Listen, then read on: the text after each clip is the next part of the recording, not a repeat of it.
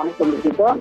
திருவள்ளூர் மாவட்டம் திருவேற்காடு அடுத்த கோலடி பகுதியில் 1500 வீடுகளை அகற்றுவதற்காக வருவாய்த்துறையினர் நோட்டீஸ் கொடுத்த நிலையில் அதனை எதிர்த்த அந்த பகுதியை சேர்ந்த மக்கள் காலை 8 மணி முதல் இந்த போராட்டத்தில் ஈடுபட்டு வருகின்றனர்.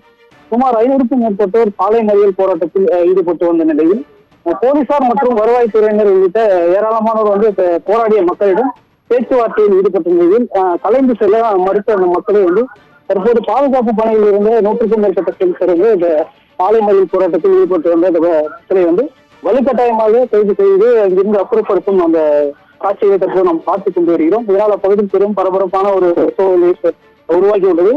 இதனால இந்த மக்களை கைது செய்யும் போது சில பெண்கள் மயங்கி விழுந்து அந்த காட்சிகளும் தற்போது நாம் பார்த்து வருகிறோம். இதனால் பார்த்தோம்னா அந்த பகுதி சாலையிலே ஒரு பெரும் பரபரப்பான ஒரு சூழல் நிலவி வருகிறது. குறிப்பாக அம்பத்தூர் திருவேற்காடு அந்த சாலையிலிருந்து காலை 8 மணி முதல் இந்த உணவு கூட உண்ணாமல் இந்த மக்கள் இந்த போராட்டத்தில் ஈடுபட்டு வந்தனர். இதனிடையே அந்த காவல்துறையினர் பல கட்ட பேச்சுவார்த்தை நடத்தியும் மக்கள் கலந்து செல்லாததா பேருந்துகளை எடுத்து அந்த மக்களை வலுக்கட்டாயமாக குண்டுக்கட்டாக அப்புறப்படுத்தும் அந்த காட்சியை பற்றி நாம் பார்த்து வருகிறோம்.